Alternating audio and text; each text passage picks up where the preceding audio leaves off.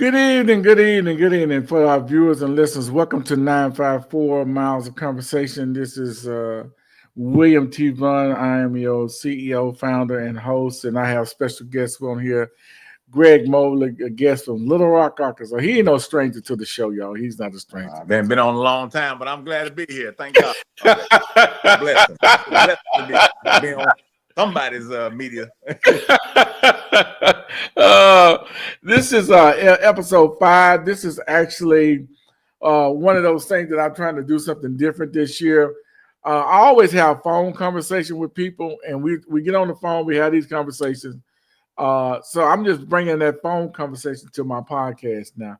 So different people, I just pick them out and say, hey, come on here and just do a phone conversation. So this is the phone conversation podcast where we just talk about things that's going on in the world that need to be discussed, and trying to get people, like-minded people, to see what the problems are and their personal opinions and all that, because everybody has opinion. That doesn't make our opinion perfect, but guess what? We don't put lipstick on a gorilla on our show, though, to make it pretty. If it's ugly, it's ugly. We're going to put it out there. And as usual, our motto is exploring boundless conversation 1 mile at a time. And we're gonna address certain issues. I got 3 major topics right now that's hitting the front of social media that's going on that I happen to touch, and it's personal to both of us. One of the topics, because it's about our fraternity, things that happen. I had an incident that happened to me, and I'll start this one off. I had an incident that happened to me. I was in Walmart in McKinney, Texas, and I had one of my fraternity shirts on, and I'm shopping like I always shop. And so I'm pushing my bug in. Lady walks up to me and says, "Oh, you remember that purple fraternity?" And I said, "What you mean, the purple fraternity?" You see my name, so I'm not gonna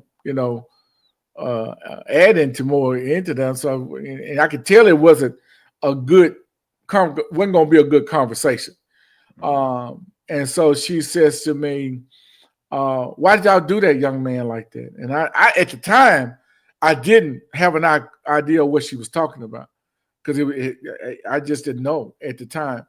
And so I'm like, what are you talking about? And I said, I don't know nothing about that. And so she kind of explained to me, and she showed me some stuff on social media about it. And I was kind of shocked and surprised. And I said, ma'am, I said, that's not what Omega is all about. And I said, I think I don't know much about that. I said, but I'm not going to comment on it.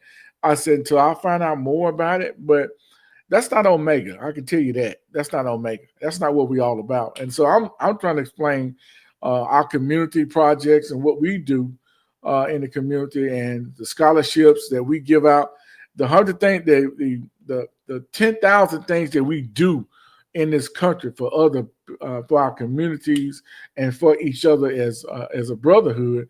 But at that particular moment, everything I was saying to her about Omega Psi Phi Fraternity, she didn't want to listen to that, because she's looking at what's done took place.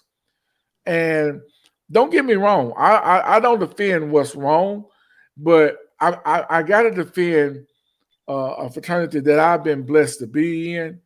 I'm going to defend that and what I stand for, and what the people that gave me the opportunity to come into the Omega Psi Phi Fraternity and what they stood for. And that's what I stand on. I stand on those principles of Omega Psi Phi.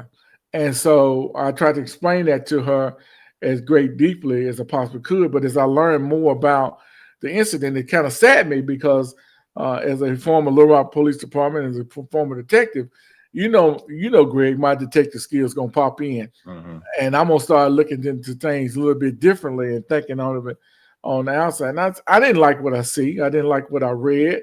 I didn't like what I heard about everything. But it's an unfortunate situation that happened, and my deepest condolences goes out to the family of that young man, as well as everybody involved, because everybody involved is probably going to take a hit from this, and it ain't gonna be a good, pretty picture of what's going. I'm not gonna get into great details of name calling and this, but I will throw this out.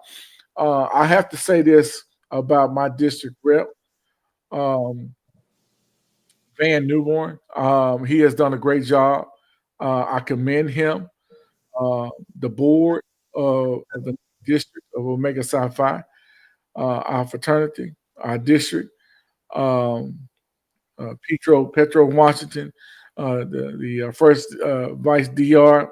They have done a great job trying to deal with this and handle this. And my prayers goes out to them as leaders, and continue to pray for them for their leadership and their strong leadership. So I'm going to make sure that I acknowledge that and respect that. So and I'm going to continue to pray for them and let God handle where to see fit, and wherever it go and where I can assist, that's where I can assist. So and I'm open them open invitation to my platform. If they get on here and come on here and talk about it, they are welcome to come on 954 Miles of Conversation and speak on anything they choose to speak on when they come down to Omega Psi Phi. So I'm opening it up to my DR, which is Van Newborn, as well as the first vice DR, Petro Washington. So they're welcome to come on here. Anything you want to add to that, my brother? Because I mean, you've been my sponsor, so I guess I done made you look great. Just say great. GREAT. I done made great example. made you look good, coming into the fraternity. Matter of fact, we just had our district meeting down in New Orleans, and so I got not aware that I was going to be receiving this, but I got awarded Omega Man of the Year in the 9th District. So that was a tremendous plus for me as a fraternity member. But I just the work that you do, I think sometimes we do the community service, and if we don't write those things up, what we do, nobody gonna be noticing those things. So, and I think that's more important for anything. But I'm grateful that I got an opportunity to receive that award, and I want to thank Paul Macron chapter in Little Rock, Arkansas, for their participate. They help me achieving that award, because if it weren't for them, I wouldn't be able to do it. And I've been doing stuff like out of state for quite some time, like for the last 4 or 5 years, still working in Arkansas, but living in different states. So thank you all for nominating me, and thank you all for receiving that award. So I appreciate that. But back to you. What you got? What's your thoughts on this deal in Louisiana? I mean, where you feel, have you been getting negative publicity from it? Because that was my first time ever getting any negative publicity wearing a fraternity shirt, minding my own business, and I got that negativity. That's the first time that ever happened to me. I haven't had the negative impact on that when somebody asked me what's going on with your frat. Yeah, I had other fraternities outside of Omega Psi Phi, and they said, "Man, y'all going through. We all going through." Mm-hmm. And I think it's not just Omega Psi Phi; it's other fraternities and sororities that have had incidents that's creating a problem in our Divine Nine. Mm. My personal opinion on it is accountability and responsibility.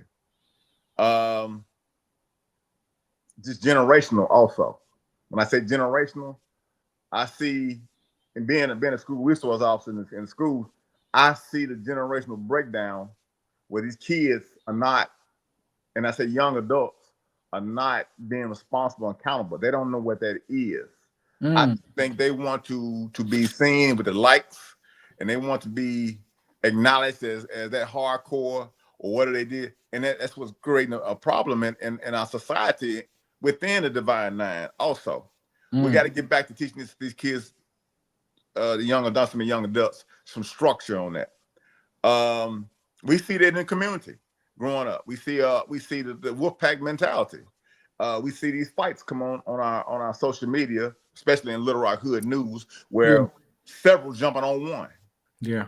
And it's about to be common. It is common, and they're desensitized in their mindset that that's the normal thing to do. So we're seeing that in different levels, different categories of that generation that's coming up now. But we got to teach. We got to get in there, teach. I think being that I was a sponsor for you and another Omega Psi Phi member, the elders taught me how to cover you all. And I don't think the generation understand what covering you. You know, like God covers us, keeps us out of danger. God covers us, and so we can get through. He take care of us. We have to do the same thing when we got a brother coming in. I got to cover you. I'm not hurt you.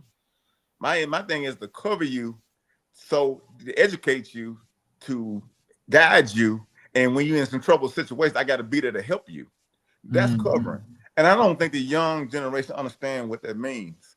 And so as a sponsor, I believe in making sure you are ready to go like a father is, like our Father in heaven is. We have to be able to cover our people. Right. And that's just something that's not been taught. It's like I took a ass whooping. You need to take one too.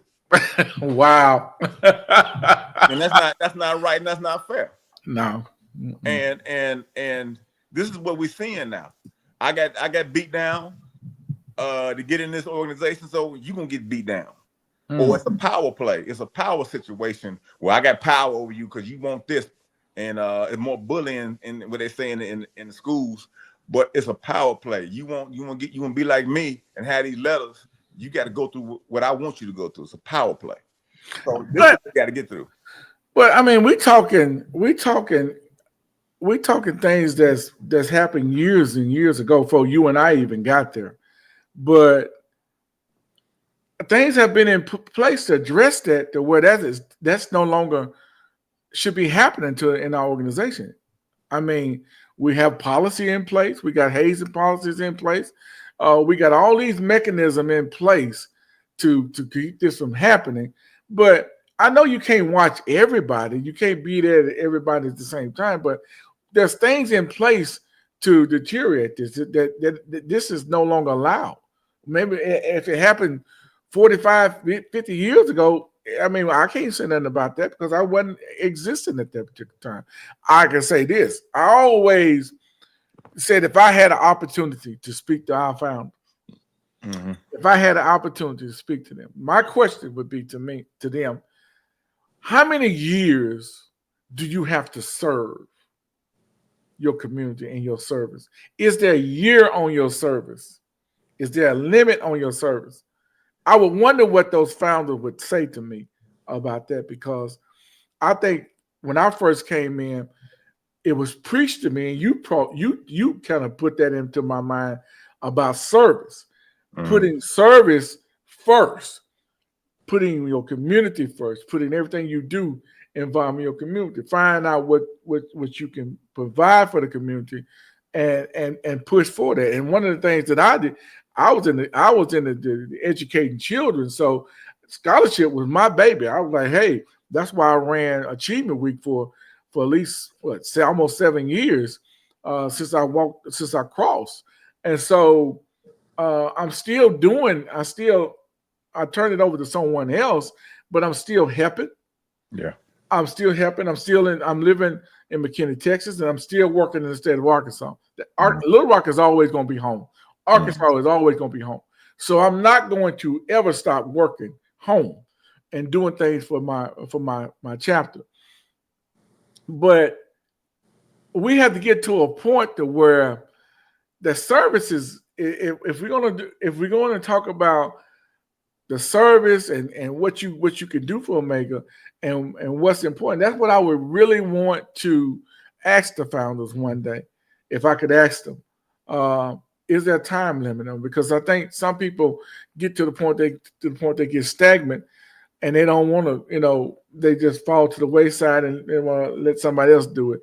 And I don't think that's fair to anyone that's coming in or anyone that sees that in an organization.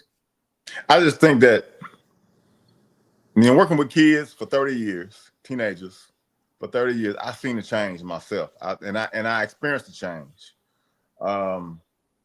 Even in the police department, they seeing some things that they like wasn't ready for. Why is this happening? Yeah. It's how the family structure was broke down, and it's down to the mother having a child and they're not being trained the right way. They don't know. So the younger generation coming in, we have to, as graduates, and I'm gonna say seasoned graduate members of Omega Psi Phi, we got to get down and to the undergrad and just go back to the basics of being trained up. A lot of kids don't have courtesy, mannerism, meekness, and gentleness in their system. So we got to show them how to do that because they didn't get it. Because on their mama, she goes 0 to 100.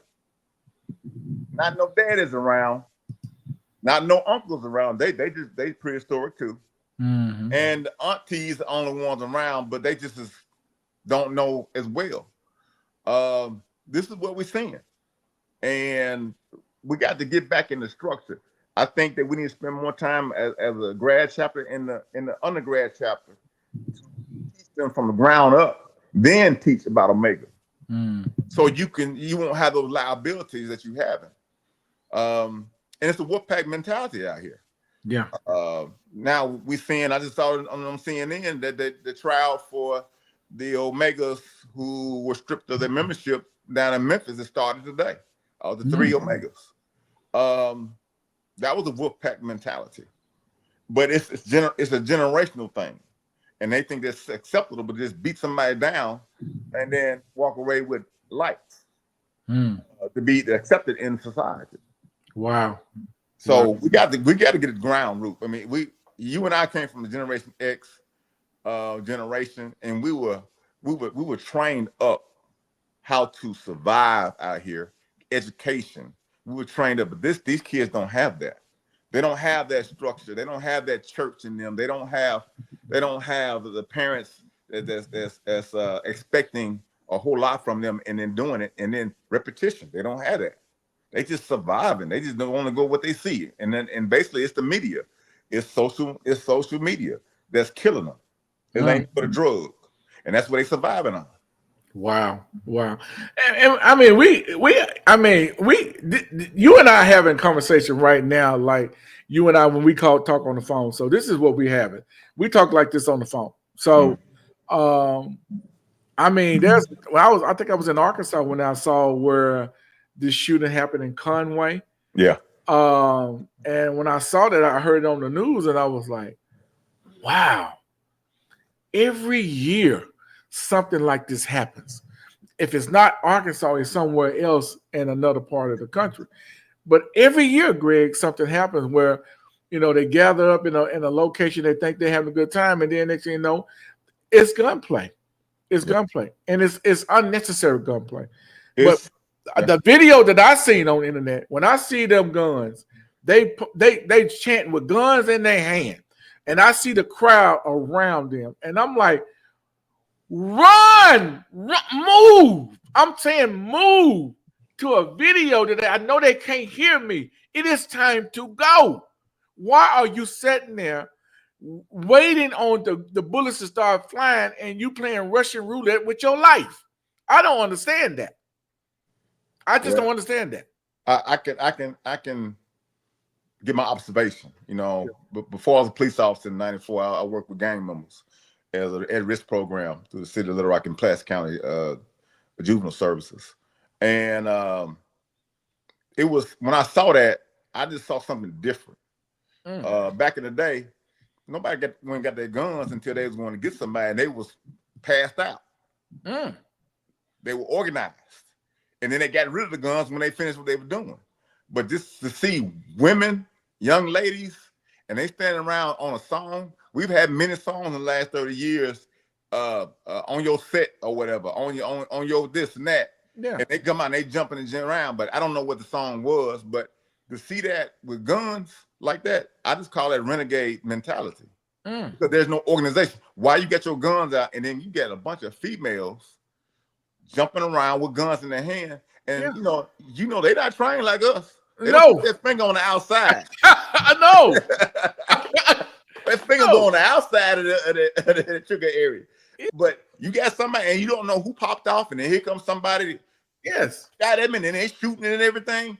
It was Wild West. Yeah. I call them, and those are video gamers. And I've already said this. When you have those teenagers who got video games in their home, parents, I'm gonna put something in your head.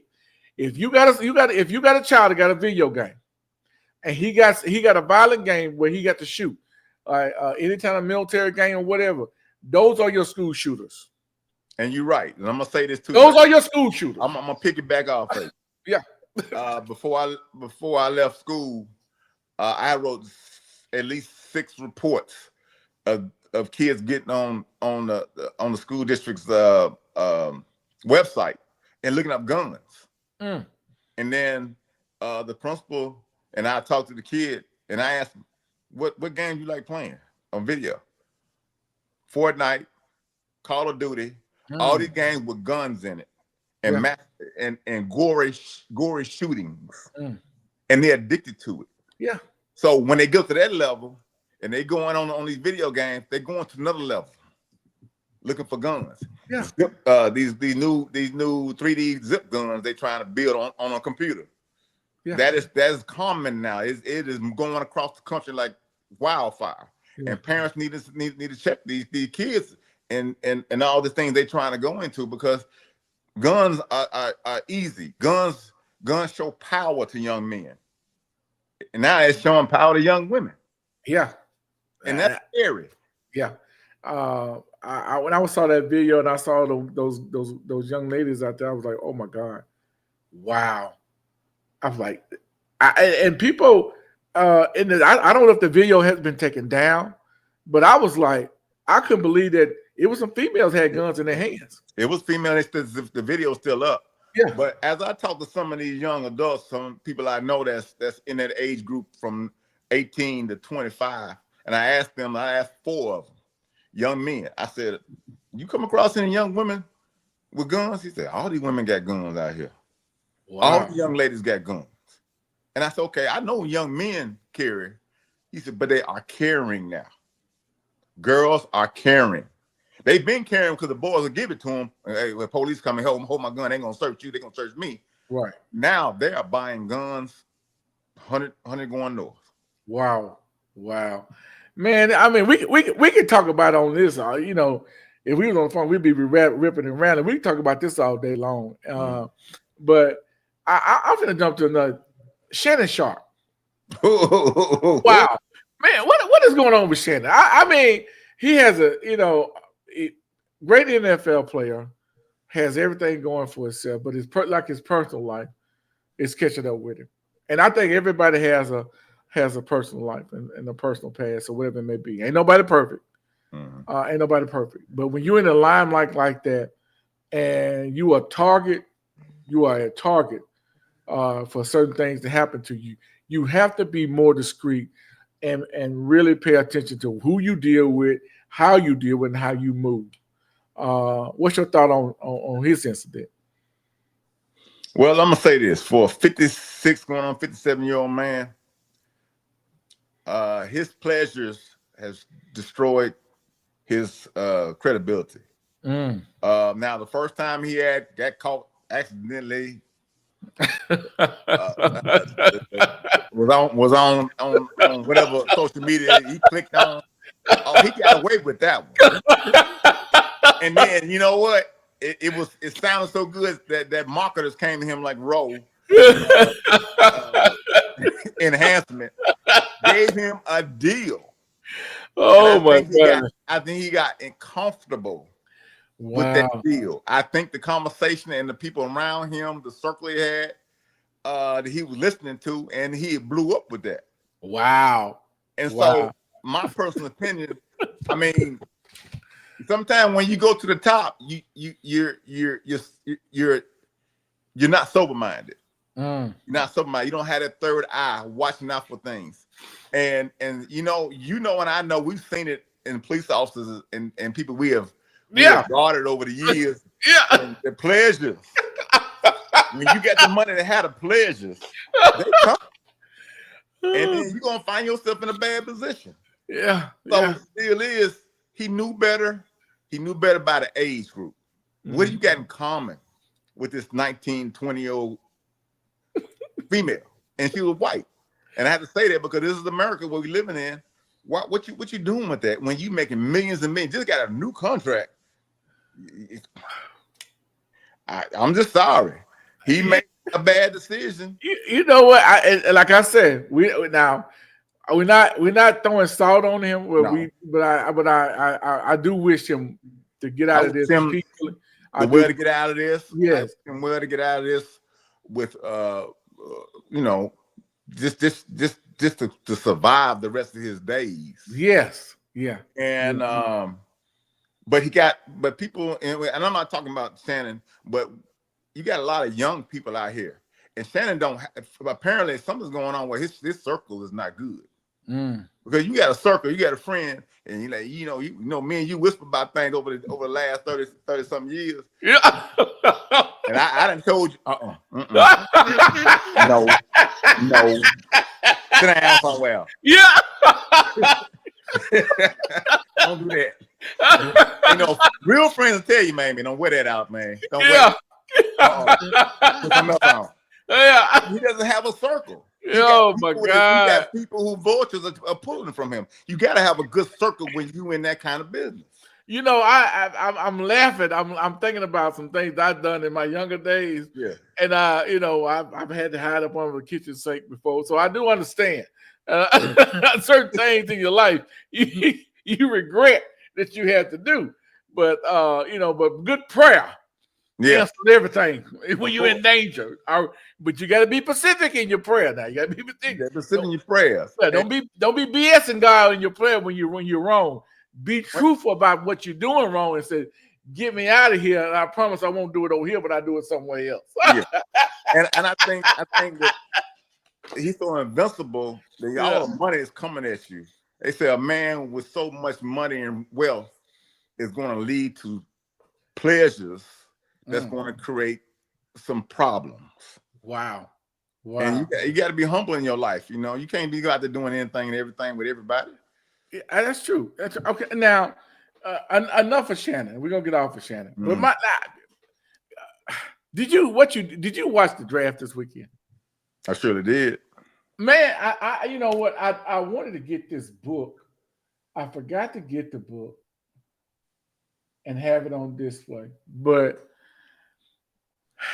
when I was watching the draft and I saw what was going on, it reminded me of a book that I read. And it's the Willie Lynch letter. And I'm finna, for my viewers and listeners that are listening to this, if you really truly want to know what is going on in America today, and what has been going on in America for 400 years or more, if you buy that Willie Lynch book, the Willie Lynch letter book, it's only like 30-some pages. But it is worth you paying for because it has the blueprint of how America is run and how America view African-American people and the plan for African-American people. And when I was watching the NFL draft, that's all I saw was that book. Because every action that took place in the draft is in that book. Play by play. It is in that book. And I was like, it brought me to tears to see this young man go through that, to see his father go through that, to see his whole entire family go through that. And I said to myself, And I said, I don't believe in putting lipstick on a gorilla. Something to say what I said to myself then, and I'm gonna say it publicly. If he was a man that he had raised homosexuals as sons, when a damn thing been said. No. When a damn thing been said about him. No, because but he raised real men. And I'm thankful that God gave him that insight to raise real men in America. And now he's being crucified because he raised real grown ass men. And you're right. And that's the thing. God put us on earth to multiply and replenish the earth. Yeah. But he wanted standards. He wanted man to teach young men how to be men, raise them up, train them up. He wanted women to show young ladies how to be ladies and know how to be a helpmate too when it comes down to marriage when that time comes. But society and I'd say the government too. I'm gonna say that the government also has broke down us since day one after slavery. They're breaking us down because they know what we're about. They know where we growth. We're growth in population. We know where we're athletic. We know that we are inventors and thinkers. Like I always say, we were trained to be to go out and figure it out. Go figure it out. I ain't gonna teach you nothing. You go figure it out and come back here, and then I'll tell you if you did it right. But that's what the envy is and the jealousy that we have more of and how to survive than anything. And it's just gonna be there. They're gonna always be there. And especially when you have been that person who have won 2 championships, won all the awards that may be, and then your children come in and you have trained them how to have confidence, train them to talk to the Lord when you in stress, train them to learn how to fail as well as learn how to win. Yeah. And they take that to another level with that because you're growing because you're gonna do the same thing for your children. Right. So that's why our society kicks in, and that's why we have so many problems today, because they don't want the man to teach that young man how to be a black man. Yeah. You're right. I'm gonna be honest with you. Just Sunday, my sister's daughter, son, we call him Kai Man. His father named Wendell Thompson, and then he don't know that I'm doing this, but I've had Wendell on my show. Wendell is a fitnessologist, stretchologist person, so he does the physical work and he trained people. He has studied this. He was an athlete himself from El Dorado, Arkansas, but he never did get that opportunity to go pro. But he's always go to college, but he's been that type of person to where he's trained other people, and he's been training his son. When I tell you, he got video of his son working with his son, and they started flag football, and you can see from when he first started to where he is now, to what working with his father working with him, and showing him the right ways of doing things, giving him a work ethic, and I was just so proud of that and to see that. From a young man today, because really, he's in his 30s, but he's with his son on a regular basis. He's with his children on a regular basis, trying to be the best father he possibly can, and guide his children to where they need to be in life. And I told him several times that I appreciate that. I constantly pray for him that he finds that niche in his life, and he's doing that. He's doing very well. But I wanted to commend him. To let him know that, hey, publicly, you keep on doing what you're doing. Don't stop, and I don't care what anybody say. You make your son a man. That's what you continue to do. You make your son a man, because if you don't do it, who's gonna do it? If you don't do it, it is up to you to make your son a man. That's your responsibility. And I commend him on that. So, any father out there who's spending time with their children, be the best father you can do. Ain't nobody gonna be perfect. Hell, I wasn't perfect when I was Perfect. And then if you don't understand or know, yeah, ask another man yeah, that has kids, and you see them, and you see their productivity yeah, yeah, of their offspring moving in the right direction. You got to ask. yeah. And it don't hurt that I have a lot of my former students call me and say, "Man, I'm having trouble with my child, this and that." Now I tell them, I said, "Do what you need to do as far as survival, trying to keep your child, saving them. Right, But right. you got to do it. Yeah, you gotta put something in place. You gotta put You got to something put some, and you can't let nobody else do it because you got to be an example to them, and you got to show them. You got to talk to them. You got to pray with them. You got to do everything and teach them."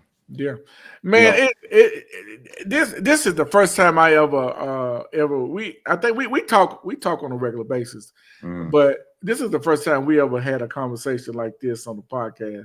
This is what we were talking like this on the phone. So what we're talking about right now, we're talking about on the phone. I just put it on this podcast because I wanted to see and show people that 954 miles of conversation is real. I'm like. Ain't nothing fake about what we gonna say or what we gonna do. I sponsor my podcast. I don't have no sponsorship. I just finance it myself. The Lord has blessed me to do that. yeah, And so it's the way that I use it to give back to the community. I use my platform to talk about issues that sometimes people don't want to talk about. But hey, I like to happen on my podcast because we need to have those conversations, those uncomfortable conversations. And sometimes the conversations need to be discussed. They really do, especially in the African American community. These conversations need to be discussed in public for everybody to see that for themselves. There's a couple things I want to put out there. I told y'all about the book about the Willie Lynch letter book. Please go get that book. Another guy, I'm a researcher. I'm always researching. So I'm gonna show you this book that I just got. This one right here. I'm reading this book right here. The Way of the Superior Man. And so I was researching through podcasts and just doing what I normally do. And I come across a video of the rapper that got killed in LA, Nipsey Hussle. And I listened to his video. That was the first time I seen this video. And I stopped on to listen to it. And he was talking about this particular book. When he said this book. That's what made me buy this book.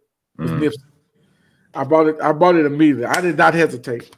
After hearing him speak about that book, and he said how it changed his complete life and thought process as a man after reading this book. And when I tell you, I started reading it and I'm like, whoa, this guy hit home with some stuff, boy. And you know what? Hit home. I'm gonna say this about Nipsey Hussle. Nipsey, I listened to his music before he even got there. Yeah. And he was a Rolling 60. I think he was a Rolling 60 Crip. And that's all he knew. His father was somewhere else and didn't have that household father in his house. And I don't know what sparked him, but that book right there, if he read a book to get him information, that would help a whole lot of our future men out here. Yeah. They would read something that would give them some information. Yeah. And he changed overnight. Yeah. Because he got what was spiritually to him, as well as the truth to him. Yeah. And so he changed overnight, and he just said, "Oh, I got to take care of my community. I got to do this to my community. I got to change the mindset." That's why he's not here today, because he was telling the truth. Yeah. And he was doing the truth. Yeah. And that's what point blank. That's what happened. Y'all, we could talk. I don't like to stay on here all day and hold an hour conversation, but we could talk all day about this. Oh yeah. We could go and go and go and go. But I want to throw some things out there to people that's going in Arkansas. Beta Delta, Omega Psi Phi Fraternity. Beta Delta is doing a golf tournament in May. 2-man scramble for scholarships. And that's one of the things that Omega does. Omega's always doing stuff for youth and trying to educate. Palmer Crone chapter is doing a scholarship, doing a golf tournament. The Charles Drew golf tournament is scheduled for July the 18th. So more information will be coming out about that. So if you're into golf, please don't hesitate to go to those golf tournaments, and it's for a great cause. It's a tax write-off for you. And the money going to help someone's college, because if we don't push back into our community, who's going to do it?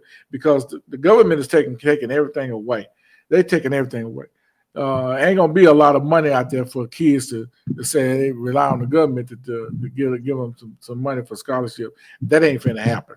Not in today's time. So I'm going to show this flyer about this. And so if you're in Arkansas, you can see that I don't mind advertising your events on my podcast.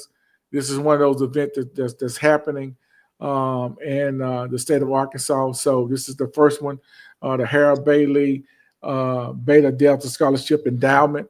It's a golf tournament fundraiser at Resmond Golf Park, 3400 Resmond Park in Little Rock, Arkansas.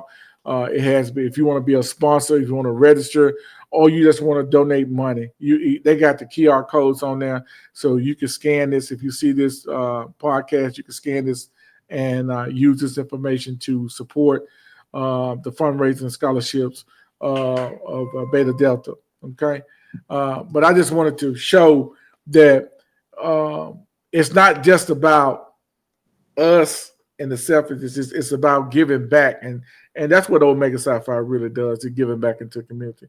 And so with that being said, my brother, it's always a pleasure talking to you when we had that opportunity. And I know you just recently had surgery, and so I've been praying definitely for your speedy recovery as well. So how you feeling though? How you really feeling?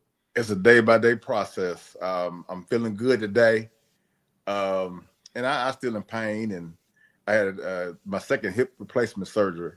So I got a long way to go for another surgery. Yeah. But it's my spiritual today, my spirituality, my mental, and my emotional is great. So if I just keep that going, I'll be 100. Yeah, that's all right.